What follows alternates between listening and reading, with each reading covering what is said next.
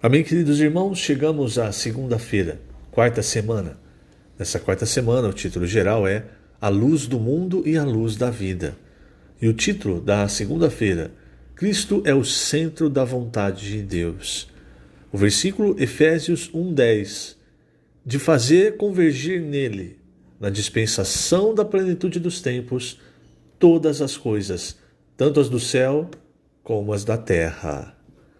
Senhor Jesus, Senhor, obrigado por mais um dia e obrigado, Senhor, por todas as tuas misericórdias e por tua graça, por teu grande amor por nós e pela palavra que tem fluído cada dia do teu trono, do teu coração, para as nossas casas, para o nosso ser. Nós amamos a tua palavra, Senhor, nós amamos ao Senhor. Por isso, cada vez mais, nós queremos abrir o nosso ser, que o Senhor habite ricamente em nosso coração, encabeçando-nos, tomando as rédeas de nossa vida, mente, vontade e emoção nas tuas mãos, para a tua obra. Somos apenas o vaso que contém em si um tesouro inestimável. A importância é do tesouro e não do vaso. Por isso, Senhor, nós colocamos-nos aos teus pés, como meros canais, como vasos de um conteúdo inestimável, de um conteúdo insondável, para que o Senhor nos use segundo a tua vontade. Esse é o nosso desejo, Senhor. Não queremos fazer nada com o nosso ser natural, com a nossa disposição natural, a nossa capacidade. Pelo contrário, quem faz a tua obra é a tua palavra cheia de vida, cheia de espírito, e que essa palavra haja em nós, sature-nos completamente, para que a tua vontade seja feita. Obrigado, Senhor. Jesus é o nosso Senhor. Muito bem, queridos irmãos, o título desta segunda-feira é Cristo é o centro da vontade de Deus. Quando nós olhamos para Efésios e para Colossenses, nós vemos essa centralidade de Cristo na obra, em tudo, na verdade, relacionado a Deus, né? E a vontade de Deus, inclusive, é que Cristo encabece todas as coisas, no sentido de que todas as coisas, que tudo venha a convergir para Cristo. A vontade de Satanás, o trabalho de Satanás é para que as coisas venham a divergir, quer dizer, ao invés de ir para o centro, elas se espalham a partir do centro. Então, quando você olha, por exemplo, o cristianismo, você vê muita capacidade, muita obra, muito esforço, muito estudo, mas parece que cada vez mais as coisas vêm divergindo. Hoje nós já temos doutrinas que dizem, denominações que dizem que, pastores, enfim, que a Bíblia precisa ser atualizada para uma linguagem atual. O que é isso? Você acha que isso é convergir? Você acha que isso é Cristo encabeçando? Ou é a nossa interpretação? É a nossa capacidade, analisando a Bíblia e achando que ela está errada, que falta algo? Você percebe?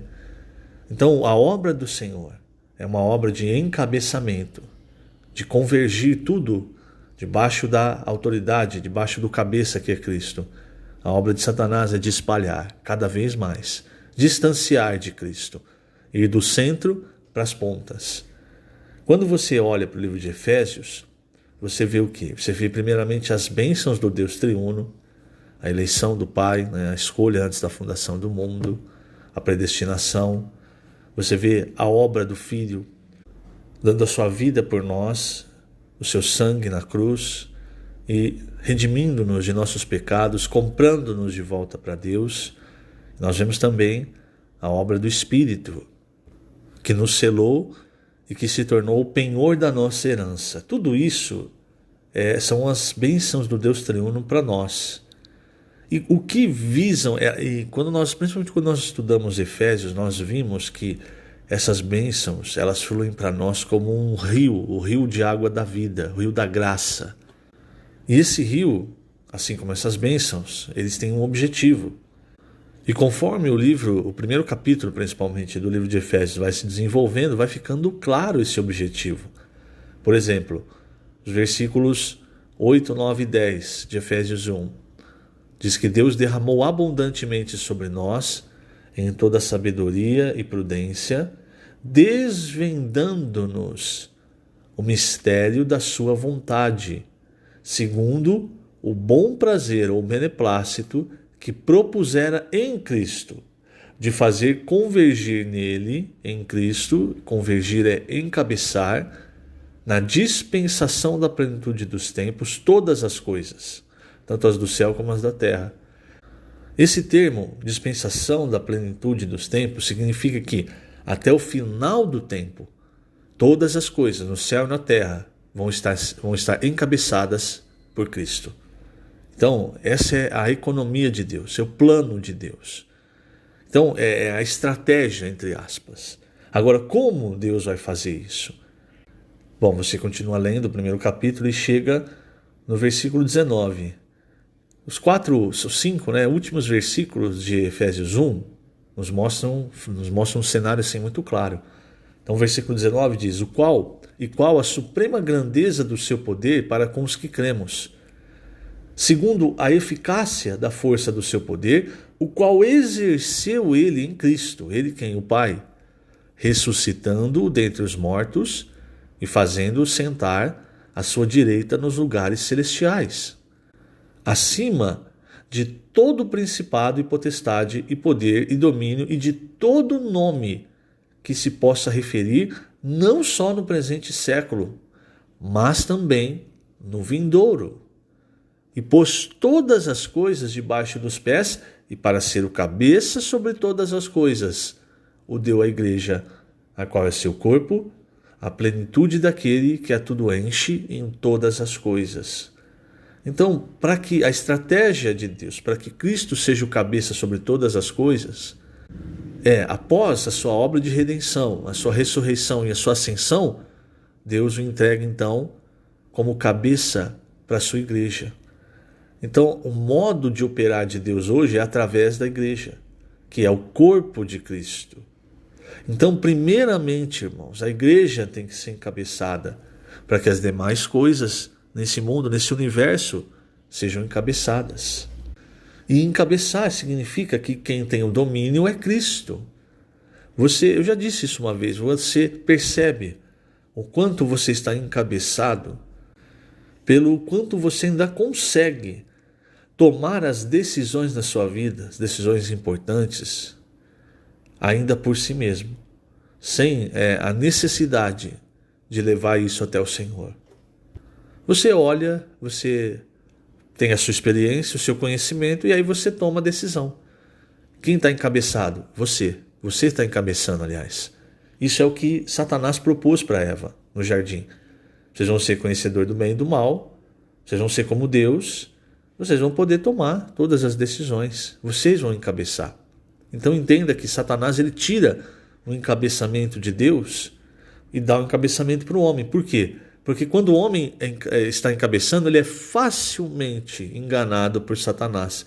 Ele tem a impressão de que ele está no controle, mas quem está no controle, na verdade, é o nosso ego, vida da alma, tudo isso que quer agradar a carne onde tem o pecado. E esse homem, ele pode até querer fazer a vontade de Deus. Não é que é um homem mau, não, ele é como o Romanos 7, ele quer fazer o bem, mas quem manda, quem é o cabeça, é ele próprio. Quando nós, irmãos, permitimos que a palavra entre em nós e nos encha, por isso aqui no versículo final do primeiro capítulo, versículo 23, fala que o corpo de Cristo é a plenitude daquele que a tudo enche em todas as coisas. Quer dizer que Cristo quer nos encher o nosso espírito, a nossa alma, até transbordar para o nosso corpo. Então, quando Cristo nos enche, ele vai habitando no nosso coração de uma maneira em que ele é o dono da casa. Não é um habitar de aluguel, não é um habitar de favor, não, ele é o dono. E quanto mais Cristo é o dono, menos nós exercemos o papel de decisão, menos nós levamos a nossa vida pela nossa própria vontade. Então isso é o resultado de Cristo encabeçar, de Cristo encher-nos. E isso vem principalmente, irmãos, através da palavra do Espírito. Quando nós exercitamos o Espírito, quando nós mergulhamos na palavra, a palavra entre nós, e Hebreus diz que ela vai separando as coisas.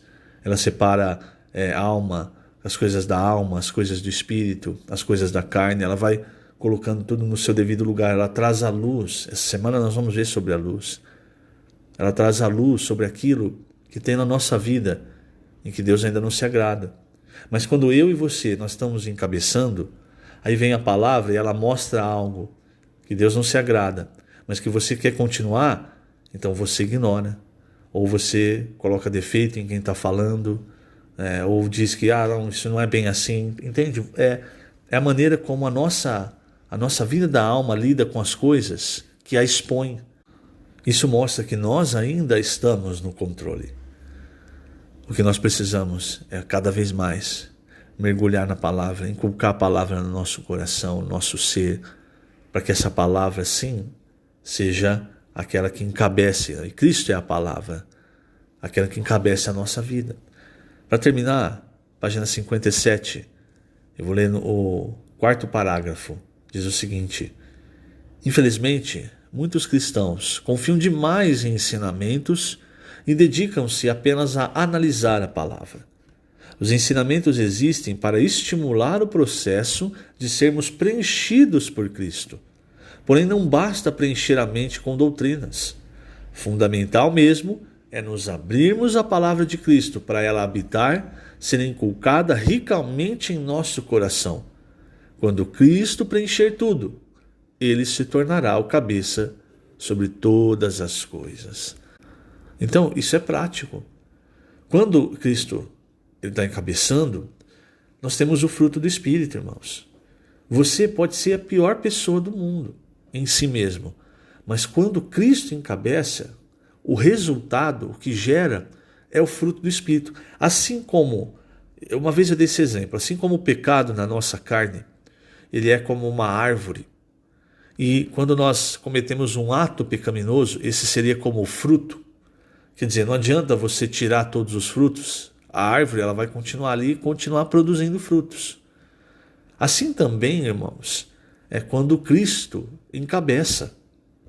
Os frutos produzidos, os atos, é o fruto do Espírito. E qual é o fruto do Espírito? É amor, é alegria, é paz. Hoje tanta gente, irmãos, vive sem paz.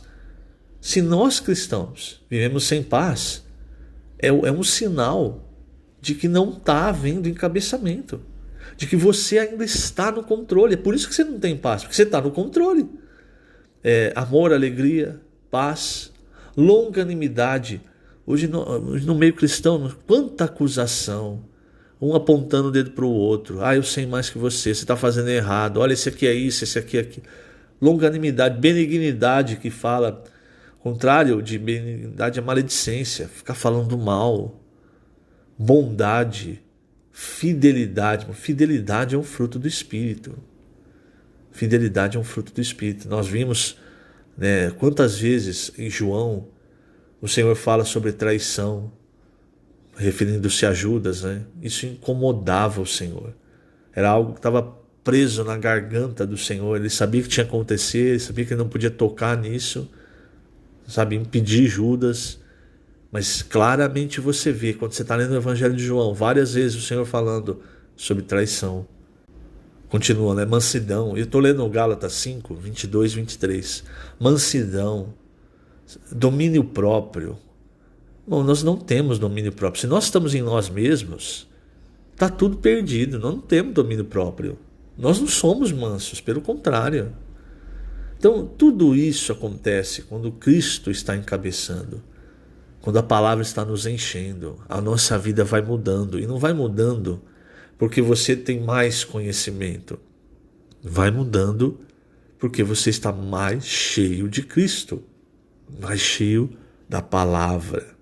Por isso, despenda tempo no seu dia para se encher de Cristo, da palavra. Para, como nós vimos semana passada, laborar em Cristo como uma boa terra. Porque sempre que você trabalhar na boa terra, o fruto que você vai ter vai ser o fruto do Espírito. Que o Senhor te abençoe grandemente nesse dia. Lembrando, estamos colocando essas gravações no canal do YouTube da Igreja em Ribeirão Preto. Jesus é o Senhor.